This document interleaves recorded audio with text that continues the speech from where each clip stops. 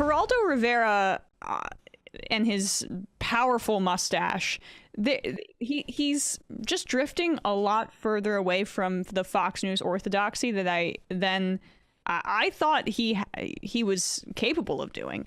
He said the United States is complicit in war crimes in Gaza. He said that on Fox News. Let's take a listen to what he had to say, because this is fairly shocking coming from a longtime member of Fox News and generally just hearing this on Fox News. And to promote peace in the Middle East. And now we are, I don't know, 5 months now into the Biden administration. And here's what we see. It's impossible not to see some of the behind the scenes efforts to re-enter a deal with Iran at play here. We have dozens of Palestinian children who have been killed in the last week with American bombs. I have no proposed solution to this conflict.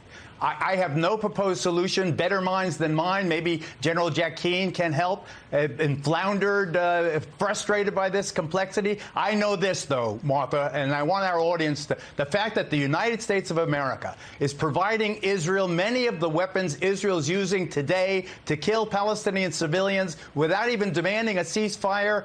Tlaib is right. That makes us complicit in an ongoing crime against humanity. Katie, last thought.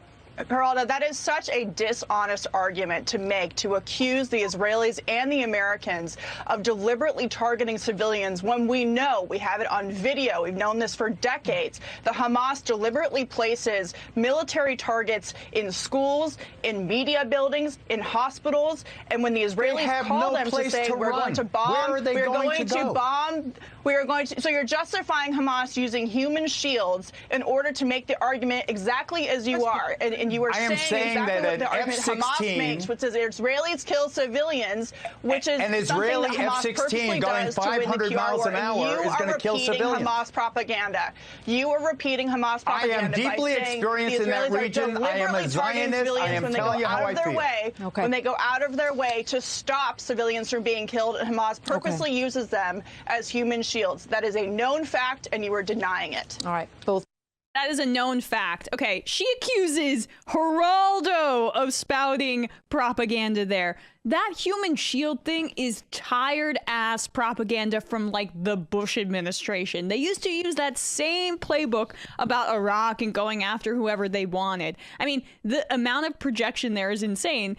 Like, Geraldo Rivera said Rashida Tlaib was right. On Fox. Right, on Fox, right. A lot of people recognize Geraldo from his many, many years with Fox. So that's more impactful. Not that it's going to penetrate anybody's mind. I don't know why I'm being optimistic about a Fox News audience. But if it were to change like 2 or 3 minds, the fact that it's not some, guest coming in to argue with another host, the fact that it's Geraldo, it's a good thing.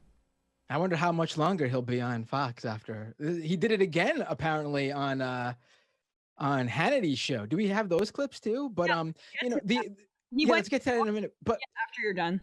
Yeah, but my question is like the idea, like, okay, so if you are someone on the Palestinian side and you are fighting back, and they use Hamas all the time, so fine, Hamas.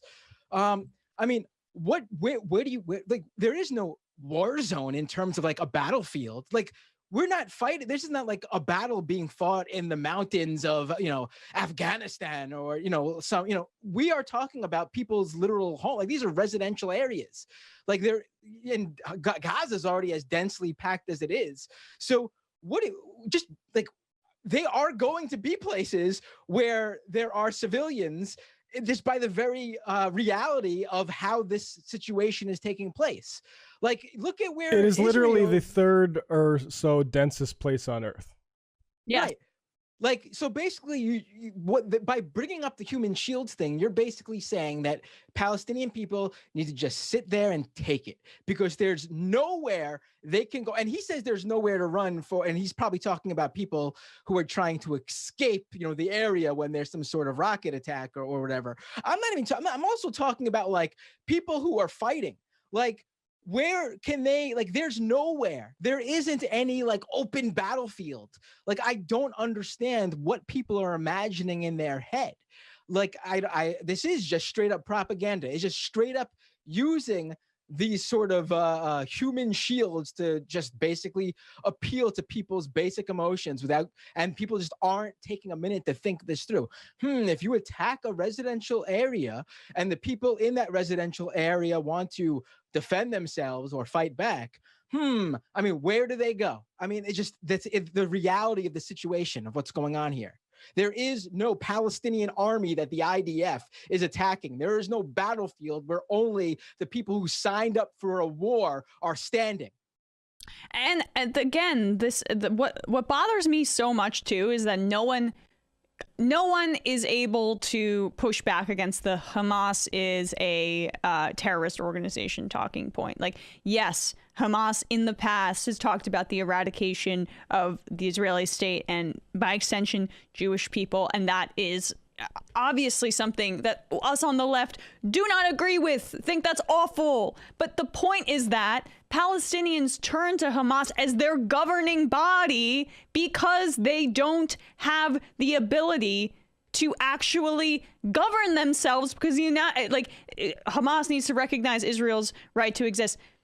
Israel does not recognize Palestine's right to exist. They don't allow them to exist on an active daily basis, not just some dumb rhetorical, oh, you need to say it, say the word, say the word. Like, Hamas is the way that Palestinians are trying to govern themselves. And Israel is much more of a terroristic organization, not Israel itself, but the Likud party and the right-wing party that runs Israel, than even Hamas is, because just based on body count, they're both doing the same things, targeting civilians, and Israel's a lot more effective at it. So if you want to say Hamas is a terrorist organization, say that the Likud party and that Netanyahu is a terrorist, and then we can start. And also, in the same breath, say that Israel helped create Hamas. This is a matter of mainstream news that Mehdi Hassan in The Intercept you can find recommended. They prefer Hamas as the opponent for precisely this propaganda reason.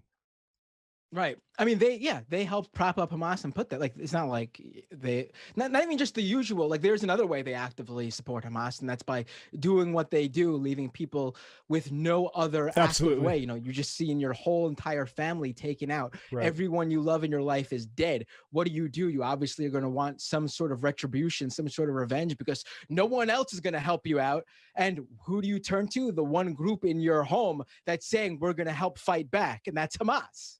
Yeah, exactly. And I don't think it's not productive. It's not something that we advocate towards, but this is the natural radicalization of a group of people that's been denied clean water, electricity, healthcare, rights, basic human rights, ports of entry to their country, the ability to go out, the ability to come back into their country. I mean, the recognition that it's even a country. This is just an obvious endpoint to that kind of oppression, and then it's flipped around and treated as a terrorist organization, even though substantively Israel is killing way more civilians every time there's a conflict, which is the number one thing that terrorism should be centered around, the idea that an actor that's killing civilians, and it's just really because they think Hamas sounds scary.